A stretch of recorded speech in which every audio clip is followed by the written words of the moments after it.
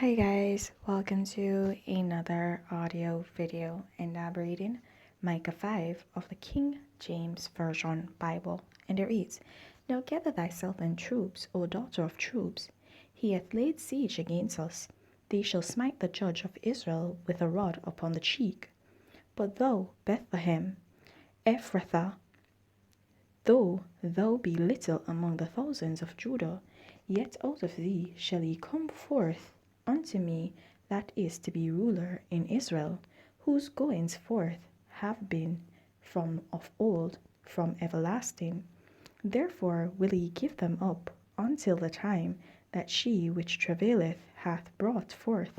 Then the remnant of his brethren shall return unto the children of Israel, and he shall stand and feed in the strength of the Lord, in the majesty of the name of the Lord his God. And they shall abide, for now shall he be great unto the ends of the earth. And this man shall be the peace, when the Assyrian shall come into our land, and when he shall tread in our palaces, then shall we raise against him 7 shepherds and 8 principal men. And they shall waste the land of Assyria with the sword, and the land of Nimrod in the entrances thereof. Thus shall he deliver us from the Assyrian, when he cometh into our land, and when he treadeth within our borders. And the remnant of Jacob shall be in the midst of many people, as a dew from the Lord, as the showers upon the grass, that tarrieth not for man, nor waiteth for the sons of men.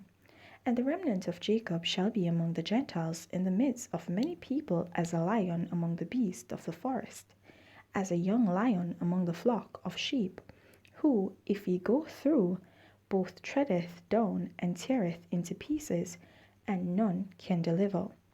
Thine hand shall be lifted up upon thine adversaries, and all thine enemies shall be cut off. And it shall come to pass in that day, saith the Lord, that I will cut off thy horses out of the midst of thee, and I will destroy thy chariots. And I will cut off the cities of thy land, and throw down all thy strongholds. And I will cut off witchcraft out of thine hand, and thou shalt have no more soothsayers.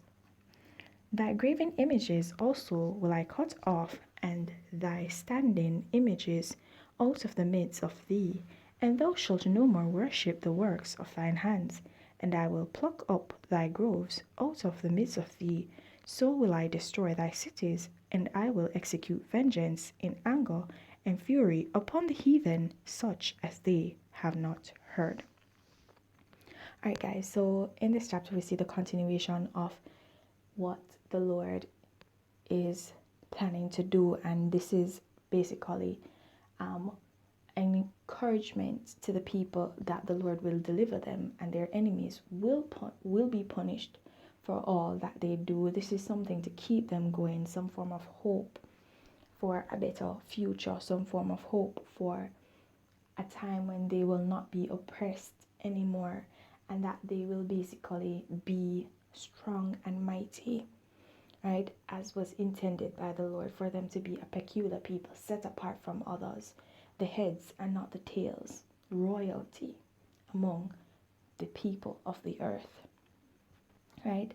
And in order for him to do this, for the Lord to achieve this, he's telling them that he'll cut off all the witchcraft, all the soothsayers will be diminished from the earth, will be relinquished from the earth, and those that worship the works of their hands, there will be no more worshiping of idols or graven images, right? Everything that is standing in the way of them coming to fully know God and to receive God as their personal Lord and Savior, solely because that's the issue. That was the issue all along. They would go out and they'd serve these images, and then they'd come to the house of the Lord to basically worship as if they did not do all these abominable things, right?